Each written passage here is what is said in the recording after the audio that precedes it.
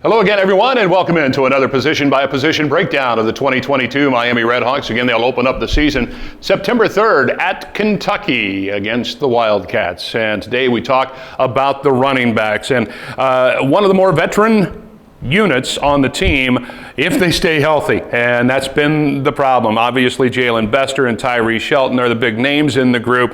If we can keep them healthy, you got a lot of guys to back them up and a lot of experience. Yeah, and again, Jalen and Tyree, they got, after 19, they have a monster year, and they both have Achilles injuries in that offseason. Yeah. Anyone follows sports, those are tough to come back from. You can come back from, but it takes a lot of time. And they got to the point where they were cleared, but not 100%. I mean, 100%, but it still takes time. So, Tyree's back. Tyree this spring ball looked like Tyree. Like, it totally different than he looked last fall. He played some for us last fall, but he didn't look like the old Tyree. He looked like a guy coming back off an Achilles. JB has had some other things along the way, come back from the Achilles. He's had a knee, and so he's still fighting. He is getting closer and closer. So I think you'll have Tyree looking like Tyree, and I hope we have Jalen look like Jalen. Obviously, last year we really didn't have either one of them. So you had Kevin Davis, who can play running back, can play slot, can play receiver, can return kicks. We'll use him everywhere regardless. He's a weapon that we have to use on a weekly basis. All right. You got Kian Mozi, who came in and did some really nice things and had some really big runs. Another speed, explosive guy who got some great experience. He's only going to get better. He was just scratching the surface.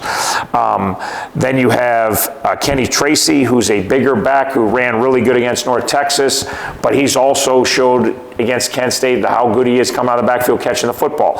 So even though he looks like a pure tailback, he can also release out of the backfield and do a lot of things, route running, catching the ball. Much like the tight ends, those guys will be pushing to get 2, 3, 4 guys on the field. And like I said, there's some heat on some young wideouts that, hey, we may only play 2 wideouts, and we'll play tight ends and running backs. We don't have to play, or you can step it up and become part of the mix. So, but it's a really deep and talented group.